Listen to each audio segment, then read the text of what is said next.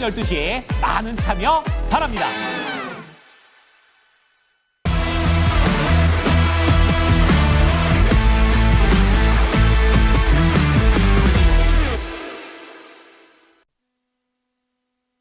네, 이슈 딥다이브로 이어가겠습니다. 위즈웨이브의 이관희 대표 나와주셨고요. 퍼스트프라임 리서치의 손여루 팀장 두 분과 함께하겠습니다. 어서 오십시오. 네, 안녕하세요. 네, 시장이 조금은 가벼워진 것 같긴 한데 어떤 부분에 주목해야 될지 첫 번째 주제 먼저 확인하겠습니다. 자주 등장합니다. 트럼프 대통령과 함께 시진핑 주석의 사진이 같이 나오고 있는데요.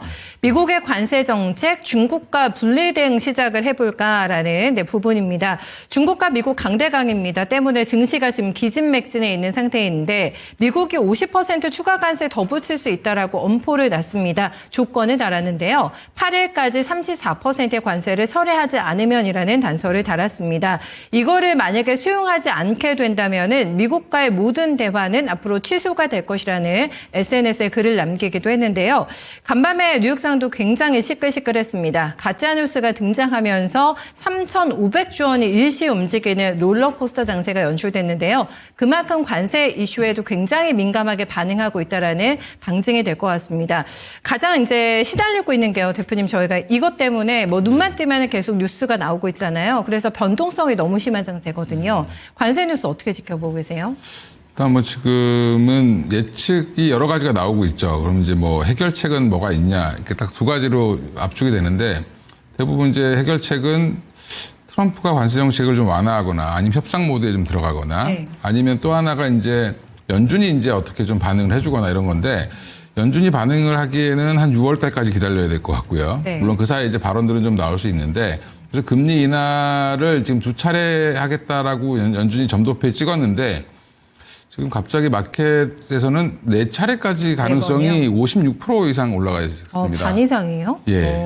반 이상이 이제 그렇게 예측을 하고 있어서 확률 자체가 좀 높아졌다는 거는 시장이 이제 그거를 요구하고 있는 거죠. 어떻게 보면. 그러니까 지금 5년 선행 관련돼서 물가 지표를 보면 물가들이 지금 오히려 떨어지고 있습니다. 관세를 올리면 물가가 올라갈 것 같지만 일시적으로 올라가고 교역량이 줄고 소비가 줄어들면서 오히려 물가가 떨어지는 디플레이션이 오는 형태가 나올 가능성이 높다라고 보고 선제적 대응을 할 거냐 여부가 좀 남아 있고요. 제일 빠른 건 아마 이제 철회를 하거나 유예를 하거나 아니면 협상이 들어간다는 것들을 보여주는 게 중요할 텐데 지금 미국 시장의 가장 큰 변동성 요인은 그냥 트럼프의 입입니다. 근데 지금 내부에서 지금 공화당 의원들도 반발이 11명 정도가 반발을 하고 있고 여기에서 만약에 9명까지 더 늘어나서 이제 20명까지 늘어나면 탄핵 얘기도 나올 수 있습니다. 상원 의원들의 한 3분의 2가 지금 발의를 하게 되면 민주당이 지금 47석이니까 한 20명 정도만 더 공화당 의원이 반발을 보이면 지금 11명 정도가 지금 반대를 하고 있다라고 하는데 트럼프 정책에 그러면 기존의 이런 정책 대통령령으로 지금 관세를 막 부과하는 것도 브레이크를 걸 수 있습니다. 그래서 이런 부분들이 의회가 어떻게 작동할지 여부도 사실은 좀 큰 변수 중에 하나인데 지금 중국이 맞대응을 하니까 그러니까 아니 미국이 상호 관세라고 했잖아요. 상호라는 건 서로 하는 거잖아요. 네. 그러니까 중국도 서로 하는 거죠. 네, 그럼 당연한 거 아닌가요? 이게 국가 대 국가면 그러면 이제 이 두 국가가 이제 서로 이제 맞대응을 하다 보면 아예 교역을 안 하겠다는 거죠. 정확히 얘기하면 지금 중국 같은 경우는 현재 부과되어 있는 것만 해도 60%가 넘는데 여기다 50%를 추가하면 100%가 넘는 관세를 내면서 중국 기업들이 팔 이유는 없습니다.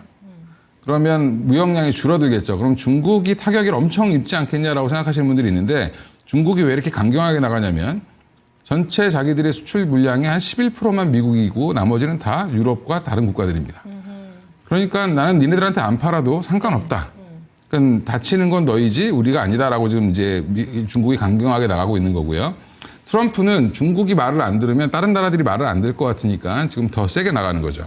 그러니까 이제 이런 부분들이 지금 강대강으로 가고 있어서 중국과 미국과의 협상이 원래 끝까지 가야 협상이 됩니다. 원래는 항상. 정치라는 게 좀 정치 외교가 약간 그런데 예전에 트럼프 1기 때 가만히 생각해 보시면 우리가 김정은한테 너는 핵폭탄 버튼 난 바로 누를 수 있어부터 해가지고 엄청나게 비난했잖아요. 그러고 만나서 대화했습니다.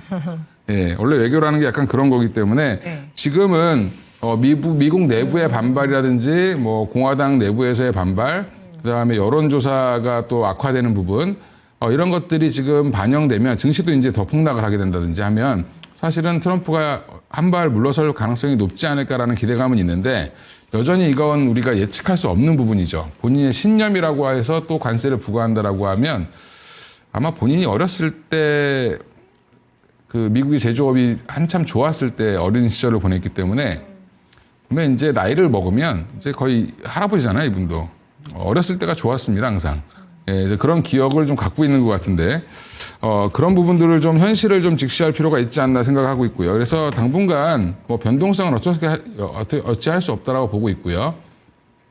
근데 오늘 시장이 왜 이렇게 반등을 하냐? 미국 내부에서 반발이 일어나고 있고 베센트 재무장관은 약간 중도적인 사람인데 연준으로 돌아가고 싶다.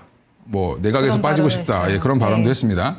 그 얘기는 내부 분란이 일어나고 있다는 거는 힘을 그만큼 못 받고 있는 거죠. 그런 부분들이 그래서 트럼프가 조금 유화적으로 나오지 않겠냐라는 그런 기대감이 좀 반영되고 있는 거고 아직까지는 안심할 단계는 아니다라고 생각하시고 대응하셔야 되고 지금은 예측보다는 대응이 중요하다. 이럴 때는 그러면 현금 비중을 생각보다 좀 높이실 필요가 있고요. 네네. 또 하나가 이제 신용 물량이라든지 이런 거 있는 분들은 신용을 상환한다든지 신용 비중을 좀 줄여야 된다. 그게 지금 이렇게 반등이 나올 때 그런 것들을 좀 해주셔야 된다라고 말씀드리겠습니다. 네. 일단은 제가 보니까 일본장이 굉장히 많이 올라가요. 네, 6% 넘는 급반등인데 이시바 총리와 트럼프 대통령이 25분간 통화했거든요. 네, 상호관세 협상 논의를 조금 우리가 잘해보자. 네, 이런 얘기가 나오면서 바로 분위기가 굉장히 또 급하게 돌아서고 있고 어떻게 보면은 또 뉴욕 증시에서 제가 아까 가짜 뉴스 말씀드렸습니다만 거의 코미디 같은 풍경이 뉴욕 증시에서 좀 벌어지고 있고 백악관 내부에서도 권력 투쟁 심하고 지금 미국에서 반발이 있다고 얘기해 주셨는데 언제까지 이렇게 강하게 트럼프 대통령이 밀어붙일 수가 있을까라는 생각을 좀 하게 됩니다. 금리 인하는 조금 먼 시점이기 때문에 그것을 또 당장 기대하기는 힘들 거고요. 네, 그러면은 팀장님께서 주목하시는 부분은 현재 관세 전쟁이 조금 누그러질 수 있는 포인트가 있다고 보시는지, 네, 그거 한번 여쭤볼까요? 네, 누그러질 포인트가 있다라고 판단하고 있지만 트럼프 대통령이기 때문에 쉽사리 말씀드리기는 어려울 것 같다는 판단이 들어요. 그래서 지금 관세가 심하게 부과될 것 같냐, 완화가 될 것 같냐라는 이야기를 거의 뭐 2달, 3달 가까이 넘게 하고 있는데 지금까지 나온 결과는 심화가 된 것이죠. 우리가 상식이라는 게 있고 정도라는 것이 있습니다. 그래서 제가 2017년에 주식시장에 처음 입문했을 때 선배들이 과거에 뭐 1990년대부터 뭐 2017년까지 있었던 굵직굵직한 매크로 변수 이런 것들 교육을 해줬을 때는 사실 정말 블랙 먼데이가 거의 주기가 뭐 2, 3년에 한 번씩 있었습니다. 근데 트럼프 대통령이 취임하고 나서 2019년, 2020년부터는 매년마다 어떤 굵직굵직한 매크로 변수를 들었었고 블랙 먼데이를 매번 좀 겪었던 것 같아요. 그만큼 우리가 지금 트럼프 대통령이 진행을 하고 있는 관세 정책이라는 게 우리의 상식을 벗어나고 있다는 것이죠. 우리가 보통 이제 내고 있는 세금 같은 경우도 소득세 같은 경우도 소득이 많이 넘어가야 이제 20%, 30% 넘어가지만 우리가 부가가치세라든가 농업세라든가 토지세 이런 것들도 사실 10% 내외이기 때문에 우리가 관세를 부과했을 때 한 10에서 15% 정도는 뭐 4대 보험이라든가 감당할 수가 있습니다. 근데 관세가 뭐 35% 이것도 깜짝 놀랐죠. 근데 중국과의 이런 갈등이 해소가 안 되면 뭐 50% 부과하겠다. 그래서 제가 만약에 미국 사람이거나 이러면 좋을 수 있어요. 근데 이 관세라는 것은 세금을 걷어서 나라의 곳간을 채우는 거기 때문에 그 나라 국민한테는 긍정적이지만 이 관세를 마주한 사람 입장에서는 부정적입니다. 그래서 관세라는 것이 결국 그 나라의 호주머니로 들어가기 때문에 우리가 교육을 하고 있는 국가로부터 낼 수 있는 수익이 뭐 30% 줄어들 수 있다. 이렇게 평가를 할 수 있는데 이제 오늘 또 뉴욕 시장에서 또 여지를 줬죠. 뭐 트럼프 대통령이 어떤 관세 관련해서 협의를 하지 않겠다. 뭐 관세 유예를 하지 않겠다. 이런 식으로 이야기를 했었는데 이제 앵커님께서 말씀하신 가짜뉴스 나왔고 일본에선 선제적으로 트럼프 대통령과 통화를 하면서 어느 정도 이 관세 협상에 대한 물고 그래서 관세율이 지금 35% 뭐 100% 이런 식으로 산정이 되어 있지만 중국과 아닌 다른 나라들은 협상에 참여했을 때는 그런 관세에 대해서 조금 완화를 누려볼 수 있지 않을까 이런 기대감이 있는 것 같습니다. 근데 오늘 안타깝게도 수급동향 지금 11시까지 보고 들어왔는데 외국인의 순 매도는 주고 있지 않아요. 기관 같은 경우는 매수세를 보여주고 있습니다. 기관 같은 경우도 전기전자랑 운송장비에서 외국인의 매도세가 나오는 거를 받아주고 있고, 그 다음에 코스닥 같은 경우는 제약바이오를 중심으로 매수를 하고 있어요. 그래서 기준금리 인하에 대한 기대감, 그 다음에 시장이 부정적인 영향을 보여주었을 때 제약바이오라든가 정치 테마주, 이런 종목들이 시장에 방향성과 상관없이 강세를 보이고 있는 부분들. 그 다음에 오늘도 이제 전기전자 운송장비에 대해서는 외국인의 순매도가 나오는 것은 아쉽지만, 최근에 3개월 동안 외국인이 강하게 순매도를 한 거에 대비해서는 순매도 금액이 많이 나오고 있지 않기 때문에 오늘이 바닥일 가능성이 생기고 있다라고 말씀을 드리겠지만, 바닥을 확인하기 위해서는 오늘 내일 이틀 정도 시간 주시면은 좀 편하게 시장을 바라볼 수 있을 것 같다. 그렇게 평가하도록 하겠습니다. 네. 참, 이 관세 얘기가 이제 폭탄이 터지고 나서는 관세 무풍지대가 조금 강했다고 한다면은 지금은 그것도 아니고 그냥 테마주 전성시대입니다. 점점 뜨거워지고 있는 상황 속에서 너무 시장이 좀 가볍게 움직이는 감이 있잖아요. 그래서 또 이제 대표님께서는 현금을 좀 가지고 있고 신용매매 하지 말자, 리스크를 조금 관리하는 차원에서 얘기를 해주셨는데, 그렇다고 뭐 실수는 없다라는 생각들 많이 하시지 않을까요? 네, 종목에 대한 픽 궁금하실 것 같습니다. 함께 확인하시죠. 네, 대표님께서 선택하신 종목이 이 관세와 관련해서 저희가 접근할 수 있는 대표적인 종목 되지 않을까 싶어요. 네, 유니온 가지고 오셨고요. 저희 팀장님께서는 PSK 홀딩스 선택하셨습니다. 유니온도 뭐 미중 간의 갈등 불거질 때마다 튀어오르는 종목이라서 어떤 포인트로 접근하는 건지 좀 리스크하지 않나요? 이건 리스크하죠. 네. 당연히 이제 테마성으로 보시면 되고, 미중 갈등이 해결되기 전까지는 당분간 우상향할 가능성도 있다라고 보고 있고요. 그래서 단기 대응으로 좀 대응해 보시면 좋을 것 같고, 여기에 포트에 한 10% 이상 투자하시는 건 좀 부담스러운 것 같고요. 한 5% 내외 정도로 해서 트레이딩 정도로 이제 대응하시면, 오히려 이제 다른 쪽에서 마이너스 날 때 좀 커버해주는 네. 약간 좀 풋 같은 개념으로 들고 계시는 게 좋을 수 있다라고 말씀드리겠습니다. 그래서 지금 결국엔 국내 그 히토류 보유량이 이렇게 미중 갈등이 지금 한지 오래됐습니다. 진짜 트럼프 1기 때부터 그랬기 때문에 계속 히토류 얘기를 계속 나오고 있고, 히토류 가지고 무기화를 지금 삼고 있죠, 중국에서. 그래서 국내가 지금 원래 지금 6개월치 정도를 보유하고 있었는데, 지금은 재고량을 18개월까지 늘렸습니다. 네, 네. 그래서 우리나라 지금 1년 6개월치 물량을 갖고 있고요. 그러면 이걸 갖고 있는 회사들 중심으로는 여전히 피해를 보다는 수혜를 보겠죠. 미리 사놓은 것들을 좀 비싸게 팔 수 있는 부분들이 있고, 또 유니온 같은 경우는 페라이트라고 하는 이제 전기 모터, 특히 전기차에 들어가는 가장 핵심 부품이 배터리 말고 또 모터가 있잖아요. 전동 네, 모터. 네. 이 모터에 들어가는 그 연구 자석이 들어가는데, 거기에 히토류가 들어가야 되는데, 거기를 이제 페라이트라는 걸로 대체하면 될 수 있는 기술을 갖고 있습니다. 그래서 그 부분이 또 부각된다라고 하면 오히려 또 이쪽도 이제부터는 테마성이 아니라 생각보다 이게 장기화된다라고 하면 또 수혜를 받을 수도 있는 거기 때문에, 네네. 지금 또 자리가 주가를 보시면 굉장히 많이 오른 것 같지만, 미중 갈등이 시작돼서 지금 관세 정책 보통 4월 달 들어서 조금 움직이기 시작을 했는데, 이제 좀 고개를 든 거죠. 근데 큰 관점으로 보면 예전에 한번 미중 간의 갈등이 클 때 12,000원까지도 한번 갔었습니다. 맞아요. 예, 그러니까 지금 자리에서는 한 번 정도 트레이딩 관점으로 한번 접근해 보셔도 저는 나쁘지 않다라고 보고 있습니다. 네, 히토류 대체제로서도 부각받고 있는 종목입니다. 트레이딩 영역 가능대 가격으로 알려주세요.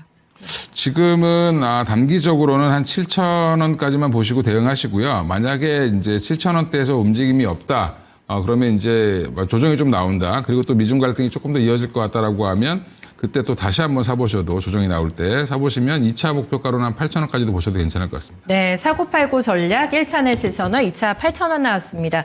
PSK 홀딩스가 눌렸다가 오늘 조금 반등 주네요, 팀장님. 네. 네, PSK 홀딩스 워낙 유명한 종목이죠. 저는 일단 한 75%는 오늘 내일 좀 반등이 나오지 않을까 그렇게 판단하고 있습니다. 일단 제가 최고의 베스트 시장 상황은 오늘 외국인도 좀 순매수로 전환됐으면 좋겠다라고 판단하고 있는데, 일단 오전 11시 25분 기준으로는 순매도가 많이 나오지 않고 있음을 좀 위안을 삼아야 될 것 같습니다.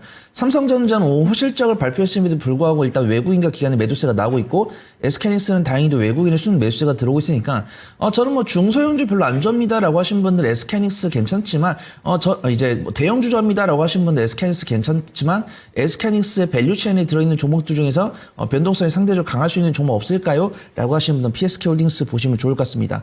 어떤 반도체 공정이 필요한 세정 장비나 디스컴 장비를 만들고 있고 어려운 장세 속에서도 2023년과 2024년에 호실적을 발표했고 그 추이가 2025년에도 유지가 될 거다라고 보고 있습니다. 이 SK하이닉스에서 필요한 세정 장비의 대부분을 좀 납품을 하고 있고요. 이번에 반도체 공정 장비 중에서 일본 기업들이 참 많은데 이 디스컴 장비에서는 이제 일본의 알박의 독점 체제를 깨면서 이 밸류체인 안에 PSK홀딩스가 사업 다각화를 진행한 것으로 판단됩니다. 그래서 일단 PSK홀딩스 같은 게 일단 가수급상으로는 외국인의 순매도가 나오고 있는데 어제 외국인의 강한 순매수가 들어왔고 저번 주 같은 경우는 기관 순매수가 꾸준히 들어왔고 일봉 차트상으로 봤을 때 쌍바닥 다지면서 2걸 연속 양봉 나오고 있기 때문에 한 하루에서 이틀 정도 분할 매수 해보신다고 했을 때는 단기 수익과 좀 안전하게 수익 가져갈 수 있는 종목으로 보여서 소개해드리도록 하겠습니다. 네, 안전하다라는 게 귀에 또 솔깃한데요. 그럼 전략 가격적으로 어떻게 될까요? 네, 매수는 34,000원부터 한 33,000원까지 해보시면 좋을 것 같고요. 손절가는 제가 32,000원 정도, 그 다음 1차 목표가는 38,000원 정도 설정을 해보시면 좋을 것 같습니다. 네, 두 분 다 시장 상황을 반영해서 목표가는 굉장히 높게 잡지는 않았습니다. PSK홀딩스 변동성 상세에서 한번 활용해 보시죠. 저희 두 번째 뉴스로 넘어가겠습니다. 네, 두 번째 주제입니다. 두 번째는 저희 AI 관련해서 얘기해 볼까요? 네, 소프트웨어가 강력한 정책 수혜주가 될 것인가? 정치 테마주가 오늘도 강세입니다. 여기서 AI 강국위원회에 참가한 주관사, 상장사, 요 종목들이 오늘 더 도드라지는 플레이를 나타내고 있습니다. 지금 민주당 차원에서 굉장히 추진력 있게 진행을 하고 있어요. AI 의제 관련해서 어제 여의도에서 이재명 대표를 위원장으로 해서 AI 강국위원회가 주관이 됐고 토론회 좌우에 배치됐던 인물이 지금 클라우드웍스 가장 윗단에 있는데 김우승 대표였고요. 그 오른쪽에는 솔트룩스의 이경일 대표가 함께 자리를 하고 있었습니다. 바로 시장에서 반영을 해주고 있는 상황인데 계속해서 이쪽으로의 매기가 나타나게 될까가 궁금하실 것 같아요, 대표님. 일단 지금 AI 관련돼서 이제 지금 윤석열 정부가 저희 투자라는 게 전무한 상태였습니다. 그러니까 지금 저도 이제 방송에서 몇 번 말씀드렸는데 우리나라의 전체가 갖고 있는 GPU가 이제 엔비디아에서 산 GPU가 합쳐서 5,000장이 안 된다 뭐 이런 얘기가 나오죠. 근데 우리나라 이제 뭐 미국의 빅파마들이 보면 몇십만 장 단위로 사는데 네. 예, 지금 되게 사실은 중소기업 수준도 안 되는 정도를 갖고 있습니다. 근데 보면 TV 광고를 보면 뭐 모든 회사들이 다 AI 한다고 하는데 도대체 어떻게 하는 건지 알 수가 없는데 그래서 이제 이런 부분들에 대해서 많은 AI 전문가들이 국가 차원에서 AI를 좀 구매해서 중소기업들이 쓸 수 있게 그러니까 AI 칩을 좀 사서 GPU를 사서 할 수 있게 해줘야 된다라는 얘기를 계속적으로 건의를 하고 있는 상황이었고 그 부분을 이제 민주당 쪽에서 긍정적으로 받아들이면서 최근에 이제 잘 탄핵 국면에서 잘 모르셨겠지만 한 6개월 전부터 그런 얘기가 계속 나왔습니다. 그래서 지금 이재명 대표가 굉장히 거기에 관심이 많고요. 그래서 지금 그쪽 AI 전문가들을 중심으로 해서 민주당의 어떻게 보면 그런 보좌진들, 그러니까 한마디로 조언을 해주는 분들이 지금 많아졌기 때문에 거기에 이제 대표적인 중소기업으로 솔트룩스와 지금 크라우드웍스가 이제 꼽히면서 크라우드웍스는 지금 이틀 연속 상한가를 점상을 가고 있고 솔트룩스도 지금 상승 추세를 가고 있는데 크라우드웍스는 워낙 시가총액이 1,000억 미만이었기 때문에 이제 두 번 상한가 가서 이제 1,000억 됐고요. 솔트룩스는 원래 좀 규모가 좀 있는 회사니까 좀 천천히 올라왔다라고 생각하시면 되고 거기에 이제 가장 핵심적인 키워드는 이제 AI 강국위원회 뭐 이런 것들 만든다는 건데 앞으로 이제 민주당의 이재명 대표가 대통령이 된다라는 가정하에 보면 이쪽으로 드라이브를 더 많이 걸겠구나라는 기대감이 선반영되고 있다. 그래서 일시적으로 좀 많이 오른 건 맞습니다만 추세적으로는 아마 조정이 나오더라도 이쪽으로 투자는 계속 이어질 가능성이 높고 근데 문제는 이제 집권을 못하면 또 말짱 꽝이죠. 예, 이제 그러니까 예, 그런 부분들은 여전히 뭐 리스크는 있지만 어차피 한 60일 이내에 이제 결정이 되니까 그렇게 되면 이쪽에 대한 드라이브는 더 강화될 가능성은 있습니다. 그래서 긍정적으로 보시는 분들은 여전히 이쪽은 저도 주가가 좀 그동안 많이 쉬었기 때문에 또 더 추가적인 상승할 가능성은 충분히 있고 지금 AI 산업이 B2B에서 B2C로 좀 약간 전환되고 있는 과정이거든요. 보면 이제 디자인 하시는 분들이나 뭐 이제 프로그래밍 하시는 분들이 이제 많이 쓰시다가 이제 보면 개인들도 막 지금 여기저기서 막 쓰고 있죠. 맞아요. 네. 예, 그리고 지금 생각보다 오픈 AI 관련돼서 지금 그 챗GPT를 유료로 쓰시는 분들이 생각보다 많습니다, 요즘에. 그런 부분들이 확장되고 있기 때문에 이런 부분들은 이제 서로 이제 AI 여러 가지 쓰면서 뭐 비교해보고 하시는 분들도 많아서 이제는 뭐 전반적으로 이쪽 확대되는 분위기에서 지금은 솔트룩스와 지금 크라우드웍스가 주목받고 있지만 네. 이건 계속 확장될 가능성이 있다라고 확산. 확산될 가능성이 있다라고 보시고 대응하셔야 될 것 같습니다. 네. 글쎄요. 요게 이제 조기 대선이 확정이 됐고 날짜까지 나왔잖아요. 그래서 이 팀장님 이게 여권에 결국에는 그러니까 이재명 대표가 굉장히 유리하게 간다라는 전제를 깔아야지만 AI 소프트웨어 쪽에 투자가 가능한 겁니까? 아니면은 야권도 지금까지 그 전 정권에서는 투자가 많이 좀 진행이 되지 않긴 했습니다만은 지금 메가 트렌드잖아요. AI가 입장이 또 분명히 바뀔 수도 있는 거고 한데 그 누가 승리하냐에 상관없이 꾸준하게 봐도 되는 섹터인 건지 먼저 좀 여쭤보면서 질문 드려볼까요? 근데 어떤 좀 정치 테마주나 정책 수혜주를 보더라도 우리가 원전이나 신재생 에너지를 말씀을 드릴 때도 우리가 어떤 정부 정책에 대해서 누가 이제 뭐 선정이 되고 누가 당선될지 그게 100% 확실하다고 한다면 드라이빙을 걸어야겠지만 그 이전까지는 이 정권 교체에 따라서 실적 반영 가능성이 조금 불투명하기 때문에 단기 수익 관점으로 접근을 해야 된다. 이런 식으로 말씀을 드리고 있었습니다. 그래서 저도 AI 소프트웨어 같은 경우도 일단은 단기 수익 관점으로 보되 뭐 삼성, SDS나 엠노 같은 한글과 컴퓨터 이런 종목들이 많아지면은 그때는 좀 드라이빙을 걸 수 있다라고 판단을 하고 있고요. 저는 정말 안정적으로 1년 넘게, 2년 넘게 가져갈 수 있는 종목은 3개밖에 없다라고 판단되고 있고 사가지고 내가 감사보고서 이전에 매도를 해야 되는 종목들 중에서는 한 3개 정도 더 빼고 이제 그런 종목들은 분기 실적이 흑자가 전환됐더라고요. 그래서 내가 1년 이상 갖고 갈 수 있는 종목 저는 한 6, 7개 정도 된다라고 판단되고 있고 AI 소프트웨어라고 검색을 해보시면 15개, 20개 정도 나오는데 뭐 시가총액이 1,000억이 안 되고 적자 지속 중인 종목들도 많으니까 이런 종목들까지 포함해서 15개, 20개를 매매를 하려면은 옥석을 구분하고 매매 관점을 끊어가는 게 좋을 것 같다라고 평가를 합니다. 그래서 AI 소프트웨어 관련 종목들 같은 경우는 대표님께서 말씀하신 것처럼 고점 대비해서 상당히 많이 밀려내놓은 상황이고 최근에 2주간의 차트를 봤을 때는 저점은 지지라는 모습들이었어요. 근데 저는 유심히 봤던 거는 이 AI 소프트웨어 관련 종목들이 저번 주 수요일쯤부터 기관의 순 매수가 들어온 모습이고 그 다음에 주말부터 뉴스가 굉장히 많이 나왔습니다. 우리가 저번 주 평일에 봤던 거는 이제 지브리풍 흥행한다는 뉴스, 가지고 뭐 이용자가 300만 명이다. 그 다음에 이제 메타에서 새로운 언어 모델을 만들었다는 뉴스, 이게 평일에 나왔고요.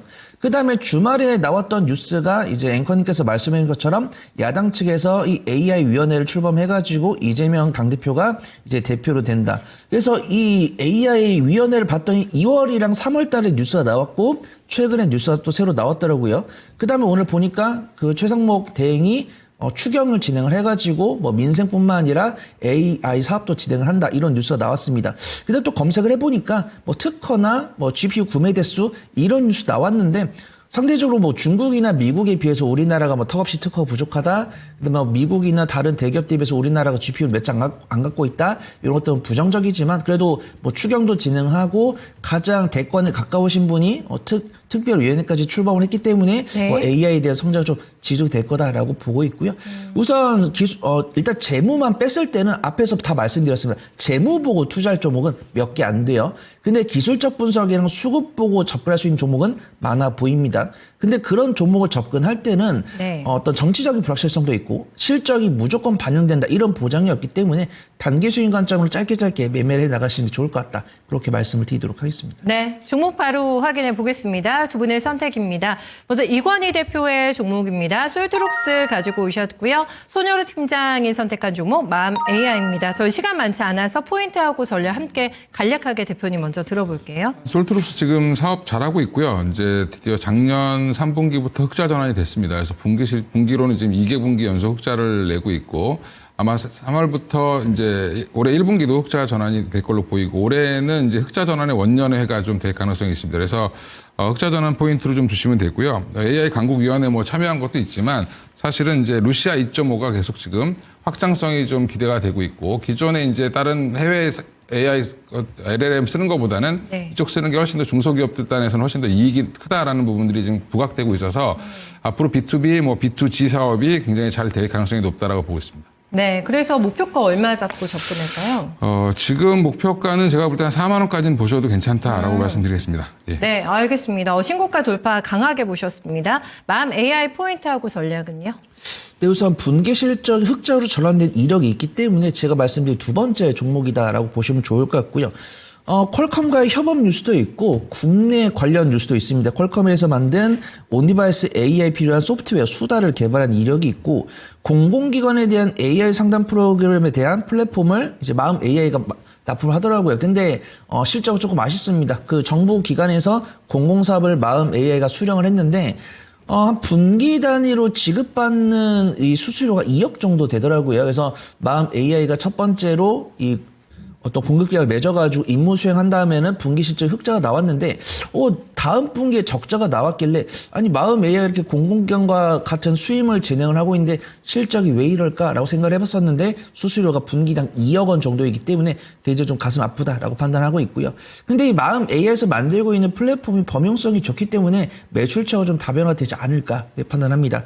기술적 위치 괜찮고요. 한 3개월, 6개월치 차트 봤을 때, 다른 AI 관련 종목들 대비해서 변동성 좀 상당히 나온다 그렇게 평가하고 있고 어제는 외국인의 순매도가 많이 나왔고 오늘 일단 10시 58분 기준으로 순매도가 유지가 되고 있지만 순매도 금액이 일부 줄었기 때문에 외국인의 저가 매수가 유입이 되고 있는 것이 아닌가 판단돼서 마음 AI 소개해 드리도록 하겠습니다. 네, 목표가 같이 내주세요. 네, 매수는 15,600원 이하로 접근해 보시면 좋을 것 같고 손절가는 제가 14,500원 정도 설정을 해보도록 하겠습니다. 1차 목표가는 18,000원 잡고서 단기 수익 관점을 지켜보시면 좋을 것 같습니다. 네, 알겠습니다. 두 분 오늘 말씀 잘 들었습니다.